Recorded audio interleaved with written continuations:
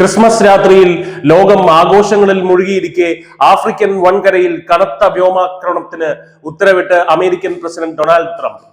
നൈജീരിയയിലെ ISIS ഭീകര കേന്ദ്രങ്ങളെ ലക്ഷ്യമിട്ട് US സൈന്യം നടത്തിയ മിന്നലാക്രമണം ലോകത്തെ ഞെട്ടിച്ചിരിക്കുകയാണ്. ഭീകരർക്ക് ഇനി രക്ഷയില്ല എന്ന കർശന സന്ദേശമാണ് ഈ കഴിഞ്ഞ ക്രിസ്മസ് രാത്രിയിൽ വൈറ്റ് ഹൗസ് നൽകിയത്. നൈജീരിയയുടെ വടക്കു പടിഞ്ഞാറൻ മേഖലയിലുള്ള ഐസിസ് താവളങ്ങൾ തകർത്തതായി പ്രസിഡന്റ് ട്രംപ് ഔദ്യോഗികമായി പ്രഖ്യാപിച്ചു.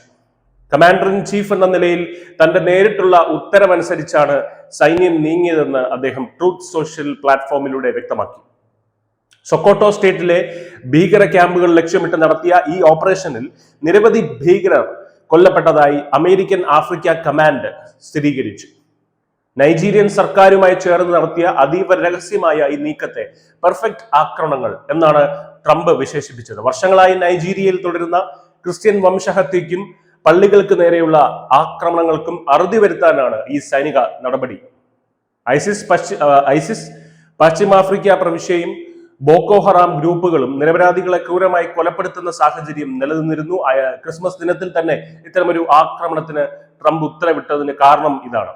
മതസ്വാതന്ത്ര്യത്തിനും മനുഷ്യാവകാശങ്ങൾക്കും അമേരിക്ക നൽകുന്ന മുൻഗണനയാണ് ഇത് വ്യക്തമാക്കുന്നതെന്നൊക്കെ വൈറ്റ് ഹൗസ് പ്രസ്താവന ഇറക്കിയിട്ടുണ്ട്. മരിച്ച ഭീകരർക്കുൾപ്പെടെ എല്ലാവർക്കും ക്രിസ്മസ് ആശംസകൾ നേർന്നുകൊണ്ട് ട്രംപ് നടത്തിയ പ്രതികരണം ഇതിനോടകം തന്നെ വലിയ ചർച്ചയായിട്ടുണ്ട്. ആഫ്രിക്കൻ മേഖലയിൽ ഭീകരവാദത്തിനെതിരെ അമേരിക്ക സ്വീകരിക്കുന്ന പുതിയ യുദ്ധതന്ത്രത്തിന്റെ ഭാഗം കൂടിയാണിത്. കഴിഞ്ഞ ദിവസങ്ങളിൽ സൊമാലിയയിലെ ഗോളിസ് പർവ്വതനിരകളിൽ നടത്തിയ ആക്രമണത്തിന് പിന്നാലെയാണ് നൈജീരിയയിലും US ഡ്രോണുകളും ജെറ്റുകളും തീതുപ്പിയത്.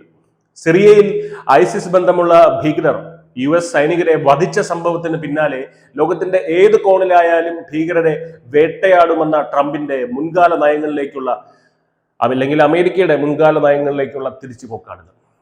ഭീകരർക്ക് സുരക്ഷിത താവളം ഒരുക്കുന്ന ഇടങ്ങളെല്ലാം തന്നെ ഇനി അമേരിക്കൻ റഡാറിന് കീഴിലായിരിക്കും. നൈജീരിയൻ സൈന്യം നിലവിൽ നിശബ്ദത പാലിക്കുന്നുണ്ടെങ്കിലും വരും ദിവസങ്ങളിൽ കൂടുതൽ വിവരങ്ങൾ പുറത്തു വരും എന്ന് തന്നെയാണ് പ്രതീക്ഷിക്കുന്നത്.